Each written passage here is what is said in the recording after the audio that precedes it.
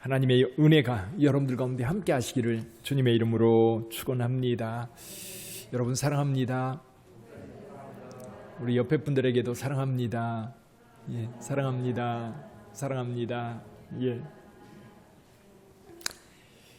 예수님께서 여리고를 지나가실 때 많은 사람들이 예수님의 소문을 듣고 몰려들었습니다. 얼마나 많은 사람들이 몰려들었는지 사실은 그 예수님의 얼굴 보기도 참 어려운 그런 상황이었지요. 근데 이 여리고에서요, 예수 만나가지고 속된 말로 표현하면 팔자 고친 사람이 두 사람 있었어요. 근데 누군지 기억하시죠? 첫째는요, 맹인으로 길거리에 앉아서 구걸하던 바디메오입니다.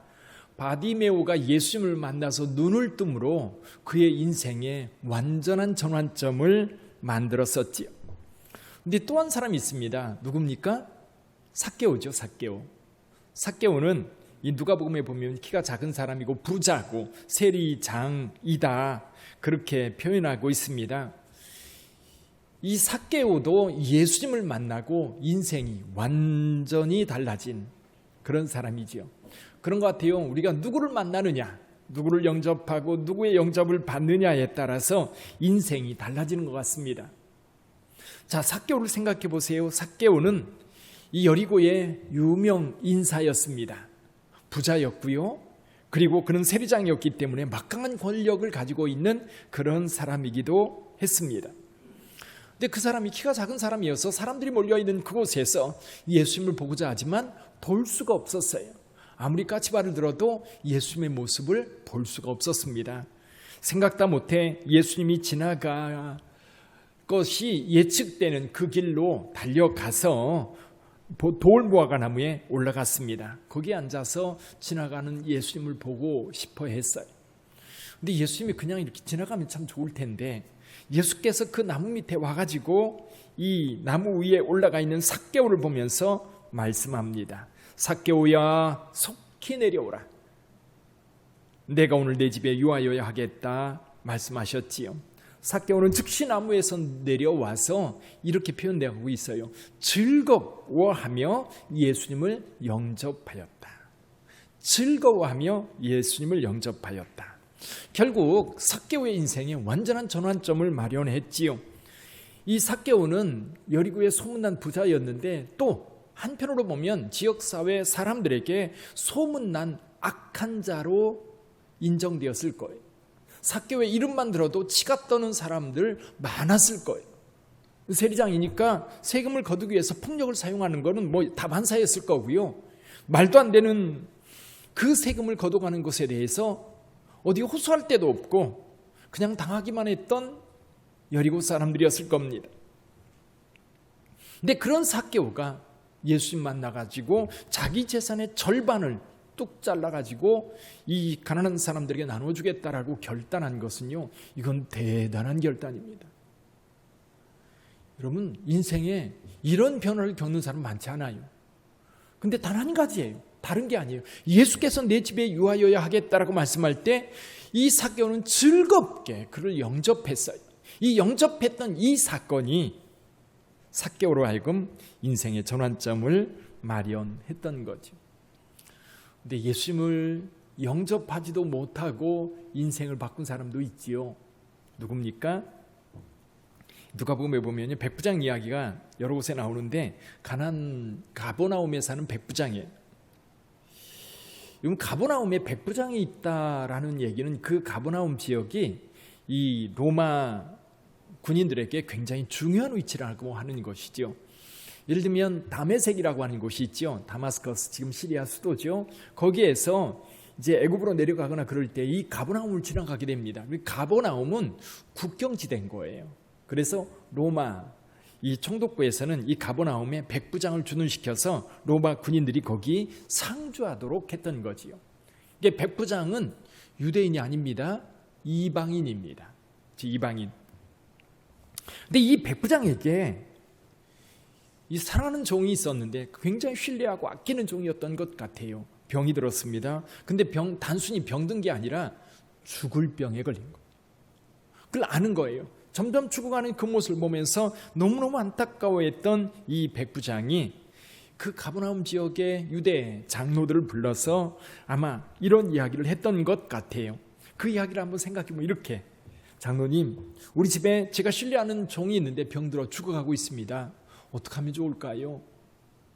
여러 가지 약을 써봐도 안 되고 아무런 어떤 노력도 소용이 없습니다.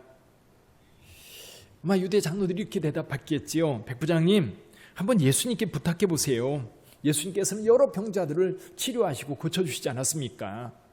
그러면서 사례를 들었겠지요. 중풍병자가 고침받았고, 손 마른 자가 고침받았고, 열병을 앓던 이 베드로의 장모도 고쳐주셨습니다. 이 백부장이 말합니다. 그런데 장로님, 제가 이방인인데 어떻게 예수님께 가서 그 부탁을 할 수 있겠어요? 그 부탁을 드려도 될까요?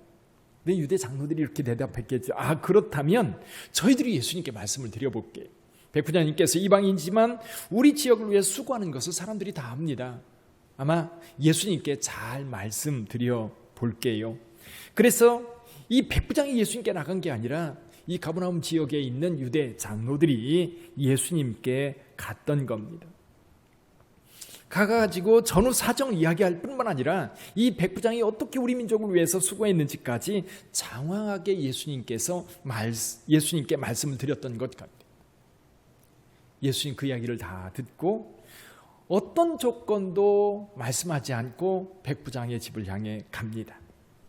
그러는 사이에 어떤 사람이 먼저 달려가서 백부장에게 그렇게 얘기했던 것 같아요. 예수님 오셔요. 예수님께서 지금 오고 계셔. 그랬더니 백부장이 다른 친구들을 보내서 우리 집에 오기를 거부해요. 우리 집에 오지 마십시오. 그래서 제가 곰곰이 생각해 보세요. 왜 백부장은 자기 집에 오는 것을 막았을까?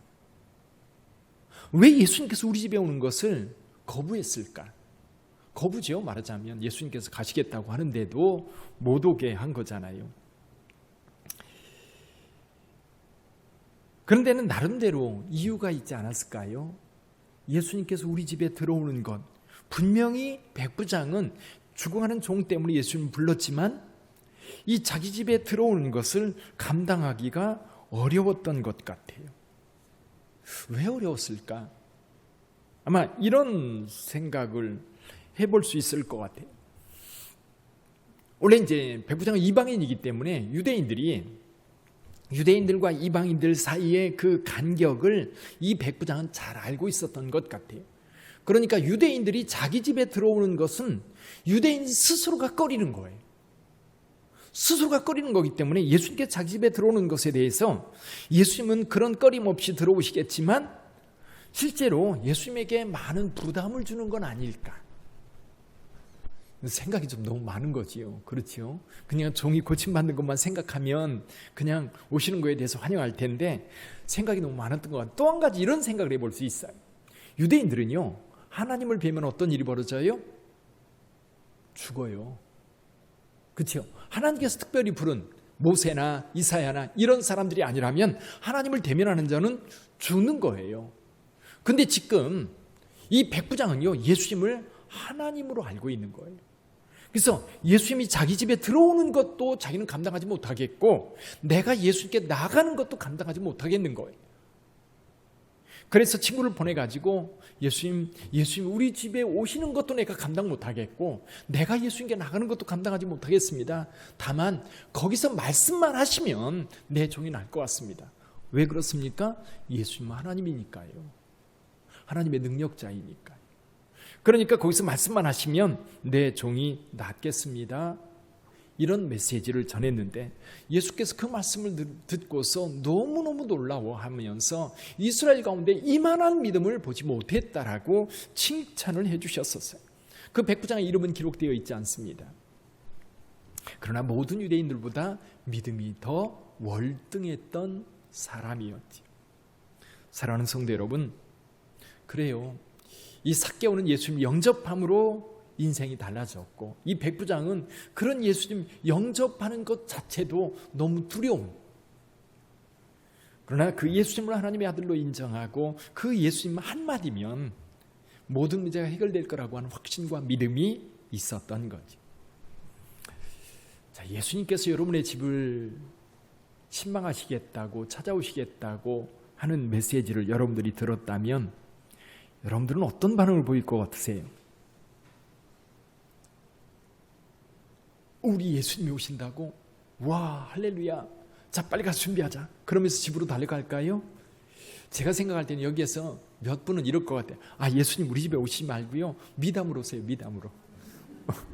거기서 만나요. 거기서. 그러지 않을까요?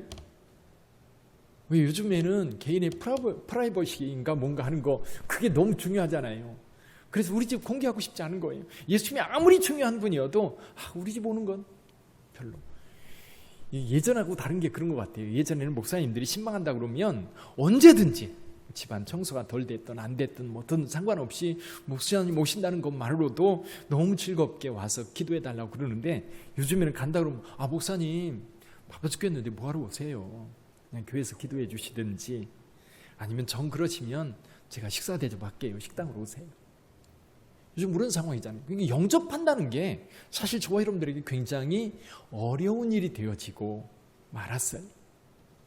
오늘 본문의 말씀을 한번 살펴볼까요? 자, 오늘 본문의 말씀 배경이 있어요. 예수님께서 이 일이 있는 오늘 이야기 이전에 두 가지 사건을 생각해 볼 수가 있습니다. 한 가지 사건은 지난주에 설교했던 것처럼 가이사랴 빌립보라고 하는 곳에서 예수께서 제자들에게 물었던 적이 있죠. 너희는 나를 누구로 아느냐? 그때 베드로가 어떻게 대답했어요? 주는 그리스도입니다. 이 대답은 예수님께서 듣고 싶었던 대답이었어요. 그걸 듣고 나서 예수께서 이제 고난당하시고 또 죽으시고 부활하실 것을 말씀했는데, 문제는 베드로의 반응이었어요.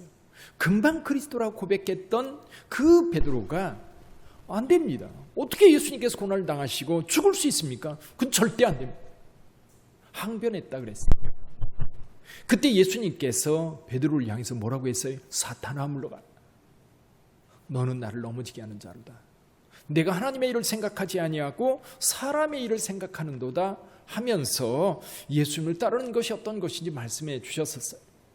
그리고 마가복음에 의하면 한 엿새 뒤에 변화산에 올라가십니다. 변화산에서는 3명의 제자만 데리고 와요. 누구 데리고 왔지요? 베드로와 야고보와 또 한 사람 누구지요? 요한이었습니다. 이 세 사람 데리고 와서 예수님의 그 변화된 모습을 보여줬어요. 이 3명의 제자는 너무너무 황홀한 가운데 예수님을 배웠던 겁니다. 그리고 내려오셔서 이 산 밑에 있던 덩어리 귀신 들린 아들을 데리고 온 아버지, 그 믿음을 확인하시고 그 아들을 고쳐주셨어요. 그리고 나서 갈릴리 지역을 지나서 가버나움에 다시 가고 있는데, 오늘 특이한 것이 이거예요. 예수님께서 다른 데 같으면 많은 무리들을 이끌고 다니실 텐데, 오늘 본문의 말씀에 보니까 그렇지 않아요. 30절에서 이렇게 말씀합니다. 그곳을 떠나 갈릴리 가운데로 지나세 예수께서 아무에게도 알리고자 아니하시니. 알리고 싶지 않았던 거예요. 예수님은 지금 변화산의 사건 이후에 이제 예루살렘으로 올라가시기로 굳게 결심하셨습니다. 이제는 죽음의 길을 가는 거예요. 그래서 그것을 생각하니까 이 제자들과 다른 사람들 때문에 마음을 빼앗기고 싶지 않고 이 제자들에게 집중하고 싶은 거예요. 아마 저와 여러분들도 그럴 것 같아요. 내가 살 날이 얼마 남지 않았다면 무엇이 중요한가? 그래서 대부분의 사람들이 사랑하는 사람들을 더 사랑하지 못한 게 너무 아쉽다고 그래요. 그래서 아마도 제자들에 대해서 뭔가 좀 더 가르쳐야 되고 뭔가 좀 더 말하고 싶은 예수님, 그 내용이 뭐였어요? 여기 이 31절에서 말씀하고 있는 것처럼 인자가 사람들의 손에 넘겨져 죽임을 당하고 죽은 지 3일 만에 살아나야 할 것. 그래서 앞으로 예수님에게 일어날 일들에 대해서 다시 한번 제자들에게 이 사실을 가르치려고 다른 사람을 다 물리치고 제자들과만 함께 있었던 것. 그리고 갈릴리 지역을 지나서 가버나움까지 가는데 예수님께서 저만치 앞에 가시고 제자들은 뒤에 무리지어 따라왔던 것 같아요. 이런 모습이죠. 추석이잖아요. 추석 때. 어렸을 때도 생각해보면 아버지는 저 앞에 뒷짐지고 가고 엄마와 아이들은, 엄마는 머리에 짐을 이고 아이들 손잡고 저 멀리에서 뒤따라오는 모습하고 아주 비슷한 모습이었을 것 같아요. 예수님께서는 말이 없고 제자들은 자기네들끼리 수근수근 대는데 저 앞에 가시는 예수님께서 제자들이 뭐 때문에 저렇게 쟁론하는지 가버나움에 가서 제자들에게 물었던 거예요. 뭐라고 물었어요? 너희가 길에서 서로 토론한 것이 뭐냐? 토론한 것이 뭐냐? 예수님은 토론이라고 봤고요. 제자들끼리는 그 이야기가 어떤 거였어요? 여기 보니까 쟁론했다라고 되어 있는데 이건 뭐예요? 서로 다툰 거예요. 아마 누군가는 마음이 많이 상했을 것 같고요. 어떤 제자는 화가 잔뜩 나 있을 거고요. 어떤 제자는 아무 소리 안 하고 지네들이 잘났으면 얼마나 잘났어 그러면서 아마 외면하면서 그렇게 왔을 것 같아요. 그 쟁론한 것 때문에 아마 제자들 사이에 서로 감정이 상하고 뭔가 좀 불편한 상황을 예수님께서 보셨던 것 같아요. 그래서 물어본 거예요. 제자들이 아무 소리 못하고 가만히 있었지요. 그들이 누가 크냐라고 하는 것, 누가 첫째냐라고 하는 그것 때문에 싸운 것을 예수께서 알고 계셨던 거지. 그래서 그것에 대해서 두 가지를 지금 가르쳐주고 계신데 오늘 우리가 관심 가져야 될 문제가 이 두 가지 문제입니다. 자, 우리가 세상을 살면서도 사실은 뭔가를 더 많이 가지려고 하고 사람들이 모여 있으면 그 사람들 가운데 누군가는 리더가 되어야 되는데 내가 리더가 되고 싶고 내가 최고가 되고 싶은 거예요. 그런데 예수님께서는 오늘 이 말씀을 통해서 첫째가 되고자 하는 자는 어떻게 해야 되는지 말씀하고 계세요. 여러분 초등학교 때 반장 선거 혹시 해보셨어요? 제가 생각할 때는 제가 초등학교 다닐 때는 전부 다 선생님이 그냥 지명했던 것 같아요. 누구를 지명했냐면 그 친구 1학년 때 반장이었던 애가 언제까지 반장이에요? 초등학교 6학년 졸업할 때까지 반장인 거죠. 왜냐하면 한 번 반장은 영원한 반장. 그것도 어떻게 해요? 그 지역의 유력한 자의 아들, 저희 동네에 있는 아이였는데요. 그 이제 걔 아버지가 선생님이셨어요. 그리고 이제 은퇴하셨고 그 누나가 또 초등학교 선생님이셨어요. 그러니까 걔를 지명해서 반장했는데 졸업할 때까지 반장이었던 거죠. 근데 이제 이런 생각을 해보세요. 선생님이 누구 반장하고 싶은 사람 손 들어봐 그러면 여러분 마음이 어떠세요? 손을 들고 싶으세요? 안 들고 싶으세요? 근데 손들 용기는 없는데 얼굴은 뻘개져요. 그렇죠? 또 반대로 이런 거예요. 누구 반장할 만한 사람 추천할 사람 있으면 추천해주라. 그래서 이제 아이들이 이제 추천을 해서 칠판에 씁니다. 5명의 이름이 올라왔어요. 근데 내 이름이 빠지는 것도 서운하고요. 내 이름이 올라가는 것도 부끄러워요. 그렇죠? 근데 내 이름이 올라갔어요. 투표를 했는데 개표를 했는데 2표 나왔어. 그럼 어떠세요? 기분이? 근데 여기 재밌는 게 뭐냐면 내가 반장하고 싶은 마음이 없다고 스스로 생각하는데 열받아요. 그렇죠? 2명이 꼭 이런 것 같아요. 추천하고 내가 쓴 것 같아. 그렇죠?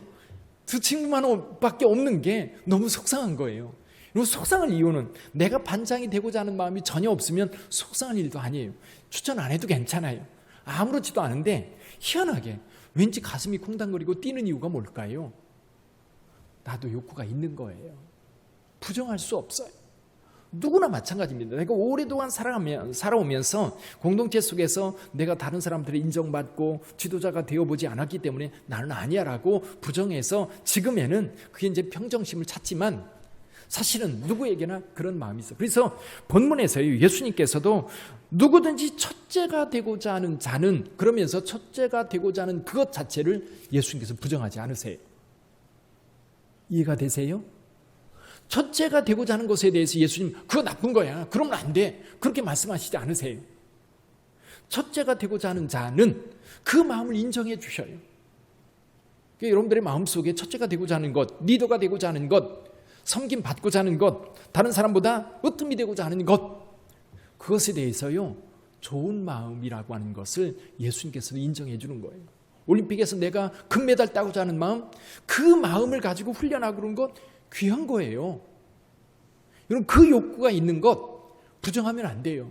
에이 뭐 또 잘난 척하네. 그렇게 할 게 아니라는 거예요. 일단은 그걸 인정하면 근데 두 가지 마음이 생기는 것 같아요. 하나는 뭐냐면 내가 으뜸이 되고자 하는 이유가 뭐냐라는 거죠. 이유가 뭐냐. 내가 리더가 되고자 하는 마음이 뭐냐. 내가 다른 사람한테 인정받고 싶고 내 능력이 이 정도라고 하는 것을 다른 사람이 인정해 주는 그것 때문에 내가 리더가 되거나 또는 내가 리더가 됐을 때에 내가 원하는 어떤 것들을 많이 얻을 수 있다. 내가 국회의원이 되면, 내가 대통령이 되면, 예전에는 그랬잖아요. 그래서 우리나라 대통령들이 왜 이렇게 비참합니까? 비참한 이유가 뭐냐면 대통령이 돼서 국민을 섬기는 게 아니라 자기 욕망을 채우기 위한 도구로 사용하니까 문제가 되는 거잖아요. 그러니까 그런 공동체 속의 리더, 그런 마음, 내가 최고라는 걸 인정받고 뿐만 아니라 그 자리에서 내가 얻고자 하는 것을 얻고자 그 자리에 서려고 하는 사람들이 있는 한은 그 공동체는 힘들고 어려워요. 예수님께서 그 뜸이 되고자, 첫째가 되고자 하는 것은 그런 것 때문이 아닌 것 같아요.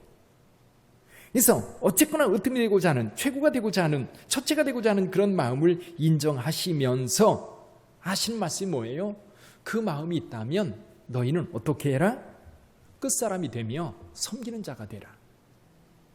그러니까 이거예요.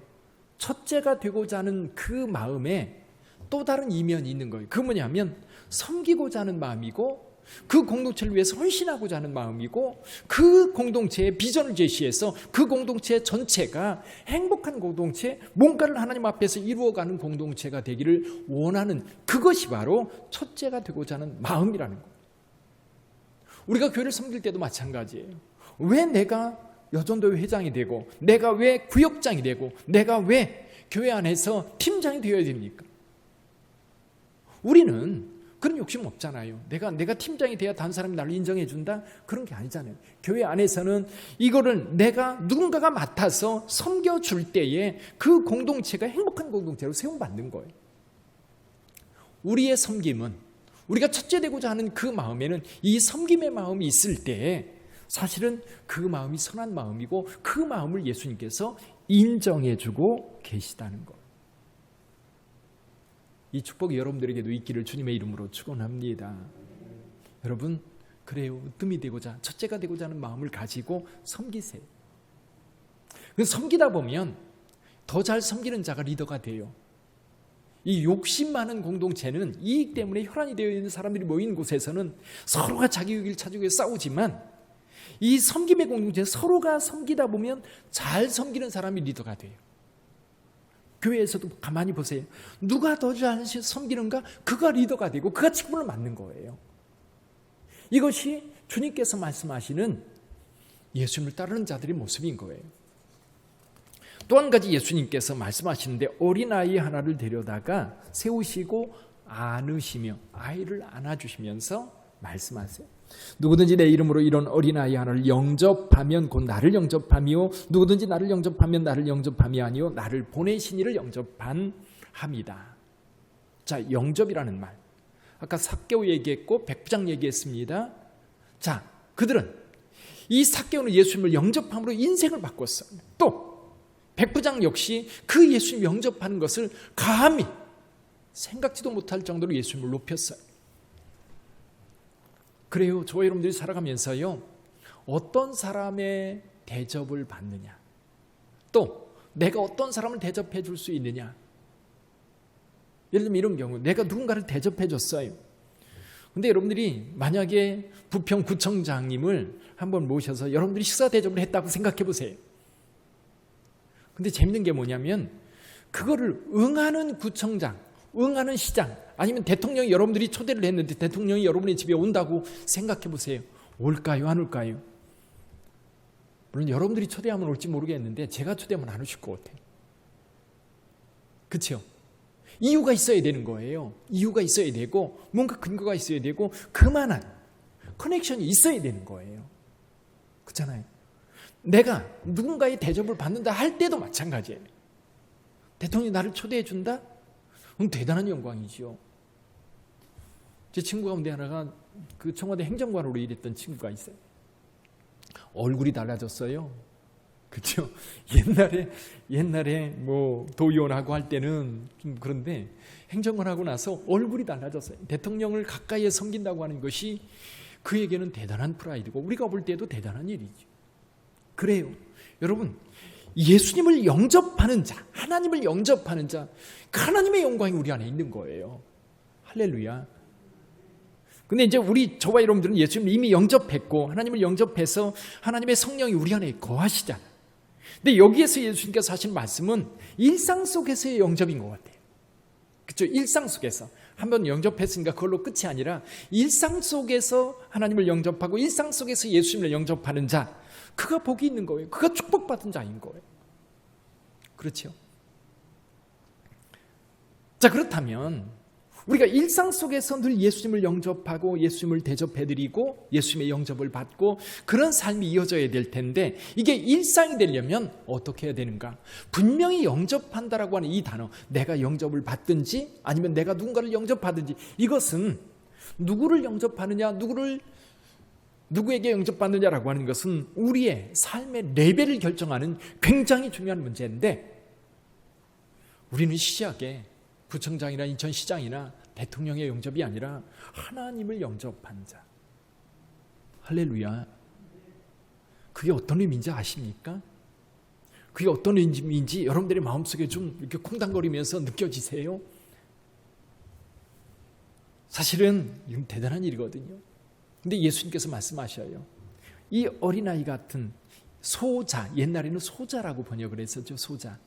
사회적으로 소외된 자들, 사회적 관심이 없는 자들, 정말 어딜 가든지 대접받지 못하는 자들을 내가 대접해주고 그들을 영접해 줄 때에 그가 바로 예수 그리스도요, 그가 바로 하나님이시라는 것.